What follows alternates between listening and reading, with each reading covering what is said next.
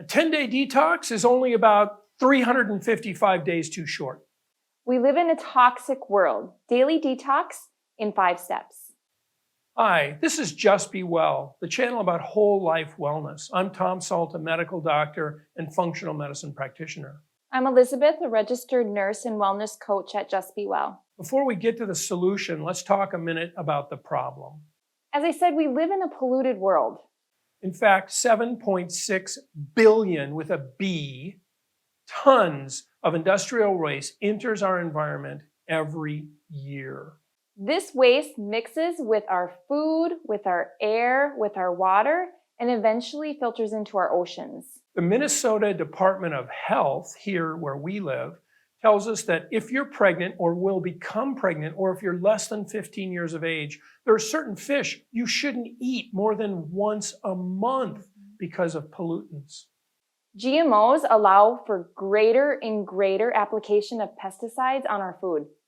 And one kind of GMO called BT corn, actually the way it works is there is a plant gene spliced into the corn which causes a fatal leaky gut in the insects that try to eat the corn in the field.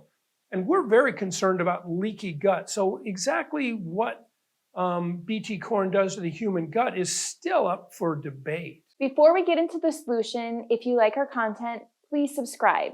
Hit the bell so you receive future notifications from us. And stick around to the end. We have some lusty stuff for you.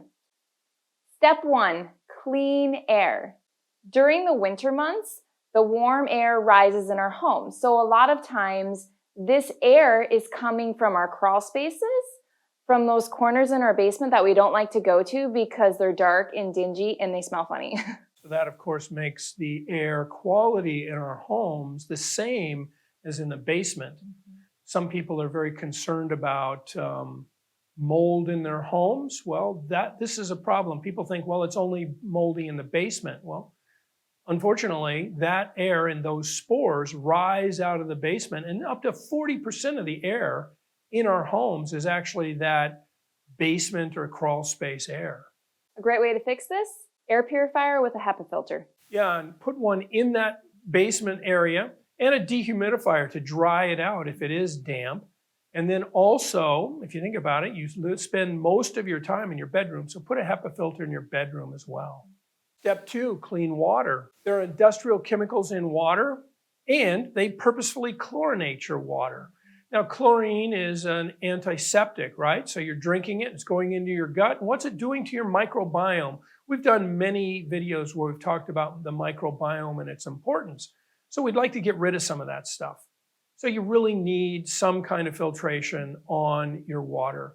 If, as simple as one of the pitchers that has a carbon filter in it, or a whole house system, or an under the sink system, but something to clean up your water, really important.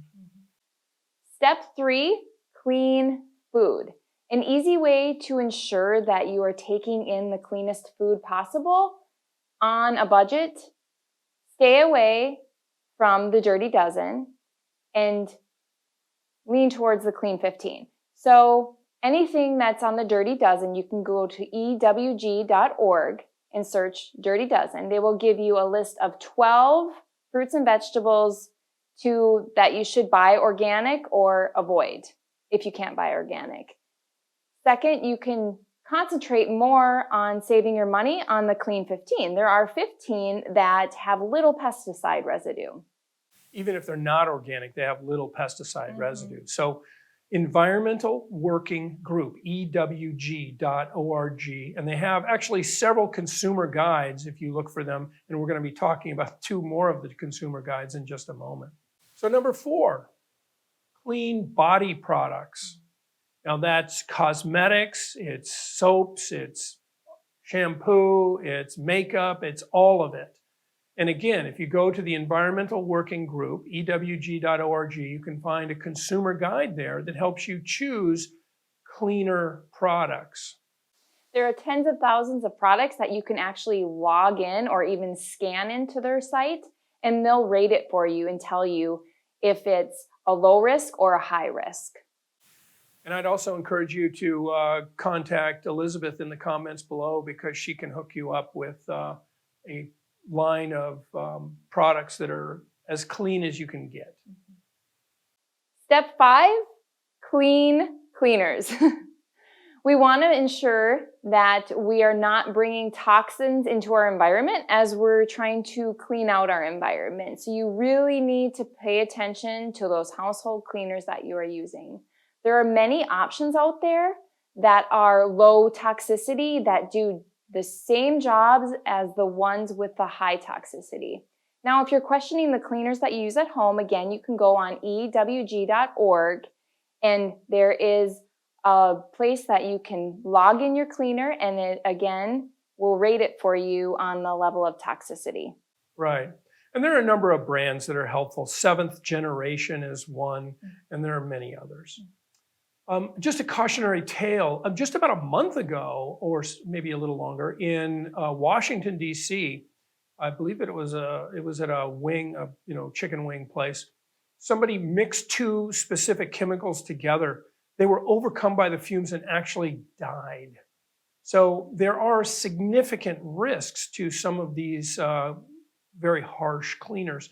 And, we really don't want to live in this sterile environment. We've talked at length about the microbiome in the past, and we talked about papers where, it's shown that it's better to be a little dirty than too clean, because it reduces your risk of allergies and atopic disease, which is, sensitivities to the environment. So don't try to sterilize every surface in your house with these harsh bleach-containing products. Instead, get them clean with soap and water. That's all that's necessary.